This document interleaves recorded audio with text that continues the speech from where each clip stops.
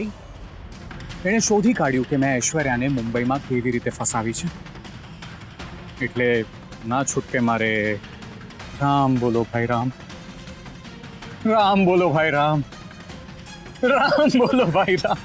શિવરામ, ભગવાન તને મૂકશે નહીં, તું જોજે. અચ્છા, આપણે પૂછીને ભગવાનને, ભગવાન ઓ ભગવાન, અરે મને પકડો ને ભગવાન, પકડો ને મને ભગવાન, મને પ્લીઝ તમે પકડો. તારો ભગવાન, તને અવાજ આવ્યો કઈ? હા અચ્છા, હા હા હા, તો ના પાડે છે, એવું કહે છે કે આપણે પહેલા ઐશ્વર્યાનું કામ પતાવીએ પછી વિચારીએ. નીરવ, ઐશ્વર્યાને મૂકી દે, એને તારું શું બગાડ્યું? હા, તને મારાથી પ્રોબ્લેમ છે ને? હા, પણ તું મારી પ્રાયોરિટી નથી સંસ્કૃતિ, you are not that important.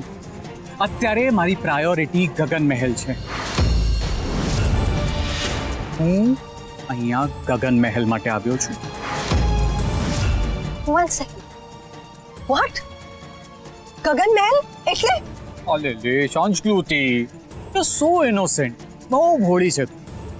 પણ કાંઈ વાંધો નહીં, ગમે એમ હોય, મારી થનારી સાળી છે તું, તને બધું કહી શકાય. મને એક વાત કહે, સૂર્યાબાના ગયા પછી આ પ્રોપર્ટી કોના નામે થશે?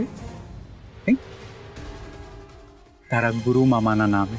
અને ગુરુ મામાની વારસ કોણ? કોણ? મોઢા પર બે પૂંછડી વાળીને ફરતી ઐશ્વર્યા. અને તું તારી વાત નહીં કરતી હો, તમે બધા તો માથે પડેલા છો. હકીકતમાં વારસદાર એક જ છે, ઐશ્વર્યા. અને ધાર સંસ્કૃતિ કે ઐશ્વર્યાને અમારા લગ્ન પછી જો કંઈ થઈ જાય તો અસલી વારસદાર કોણ? You get my point? હા,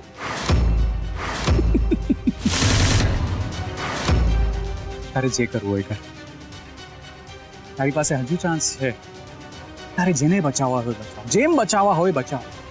અને છૂટ છે, જા, ગેટ લોસ્ટ, ગો.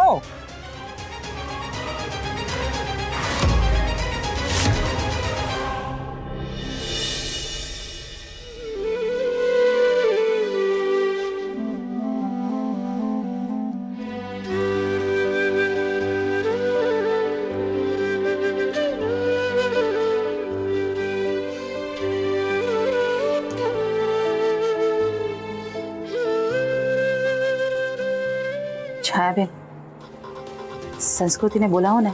એને નથી આવવું તો હું શું કરું? એવું ન હોય ને છાયાબેન, પ્રાર્થના સભા શરૂ થઈ ગઈ છે, વૈષ્ણવ પરિવારનું ખરાબ દેખાય, આવું ન શોભે.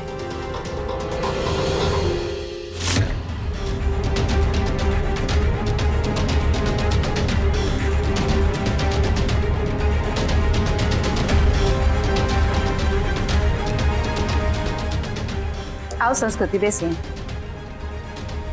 અરે આવ નહીં રવા.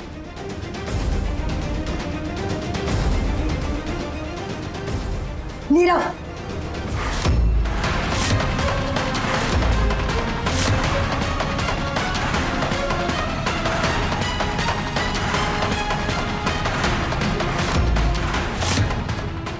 નીરવ બદલાયો નથી.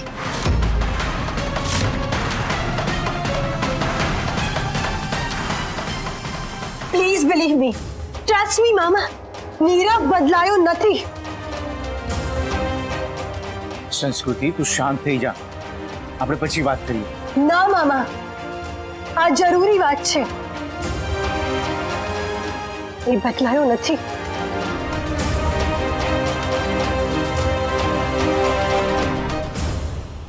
એ ઐશ્વર્યાને પણ ફસાવે છે.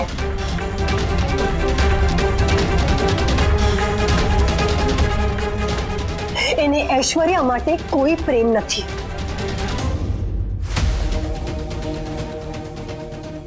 એને ખાલી ને ખાલી વૈષ્ણવ પરિવારની પ્રોપર્ટી ગગન મહેલમાં રસ છે.